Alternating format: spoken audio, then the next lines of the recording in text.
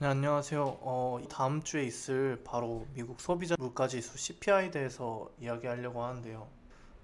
이 소비자 물가지수에 따라서 금리가 변하는 것도 되게 크기 때문에 꼭 봐야 될 문제라서 이렇게 녹화를 하게 됐습니다.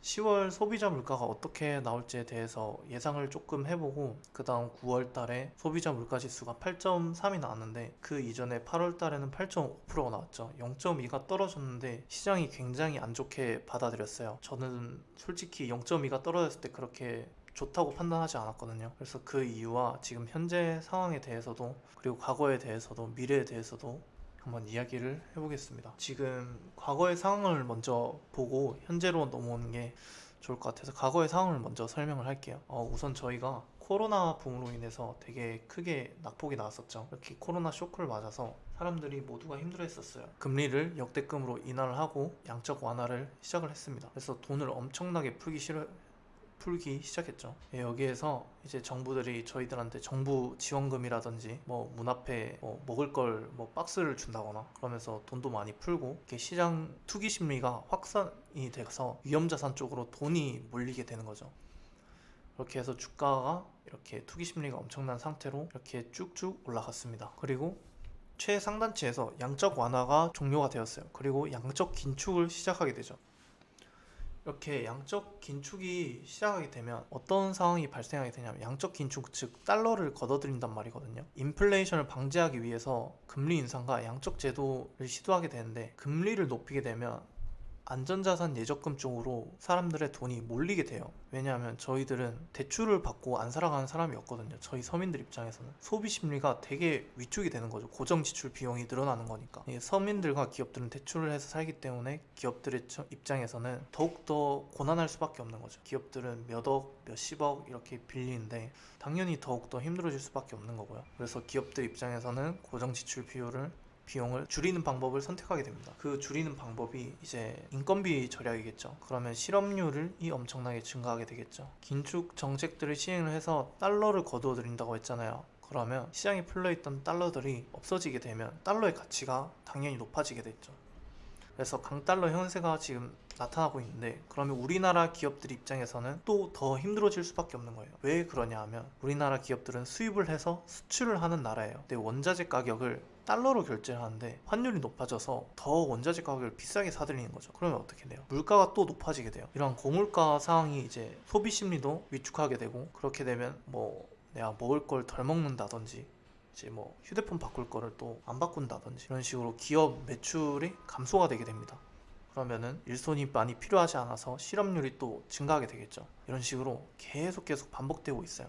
여기에서 이제 파월의 말들을 한번 정리를 해보자면 파월은 이런 말을 했어요. 파월은 코로나 이전의 소비자 물가 지수를 2, 3%대로 보고 있으며 아직 잡힐 기미도 보이지 않고 조금 인플레이션을 잡기 위해서는 미국 경제의 고통을 감수해야 한다는 기조를 좀 FOMC 내내 유지를 했다고 합니다. 그리고 인플레이션을 잡아야 하는데 고통 없는 방법이 있으면 좋겠지만 그런 것은 없다라고 했고 내 기조가 변한 것은 없다. 라고 끝까지 강력하게 이야기했습니다. 그리고 올해 말 기준금리 전망치를 4.4%로 본다 라고 이야기를 했는데 자 그러면 여기에서 이제 남은 기준금리 일정이 두 번이 남아있죠. 4.4%대까지라고 한다면 여기에선 이제 지금이 3.25%니까 0.75랑 0.5%를 생각할 수도 있겠죠. 근데 이렇게까지 올리는 이유가 소비자 물가지수를 이거를 떨어뜨리기 위해인데 이 물가지수가 0.2밖에 안 떨어졌는데 과연 이게 잡히고 있냐라고 말할 수 있는 거죠. 왜 0점이면 내려갔으니까 그래도 뭐 하방으로 그래도 조금 꺾은 거 아니야? 좋은 거 아니야? 라고 이야기를 할 수 있는데 저는 전혀 다르게 생각하거든요. 왜 그러냐 하면 이 0점이라는 수치가 저희들이 1년의 평균 물가 상승률이라는 게 있어요. 1년 평균 물가 상승률 이게 얼마 정도냐면 최소 한 3%에서 4% 정도는 될 거예요.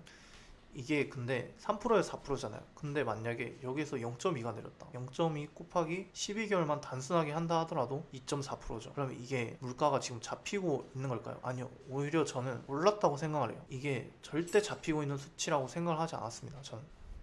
이게 눈에 보일 정도로 물가 지수라는 게 한 0.5%씩 이상은 조금 뚝뚝 떨어져야 그래도 물가가 어느 정도 잡히고 있고 이제 금리도 천천히 해볼 생각도 있고 이렇게 생각이 바뀌게 되는 건데 전혀 그럴 기미가 보이고 있지 않아요. 오히려 물가는 오르고 있고 유가도 오히려 코로나 이전 때의 가격 터치도 못하고 그냥 위로 올라가고 있는 모습이죠. 그리고 이번 10월 13일에 CPI 지수가 남아있는데 이제 9월달 CPI 지수가 이렇게 8월달 거부터까지 보면 되겠죠.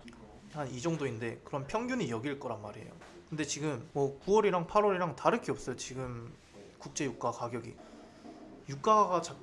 CPI가 잡히기 위해선 유가랑 공물가가 제일 먼저 잡혀야 되는 게 우선인데 거기에 제일 많이 차지하는 비율들인데 유가가 뭐 8, 9월 달이랑 다를 게 없어요. 평균이 뭐 다를 거라 평균이 해봐야 여기겠죠.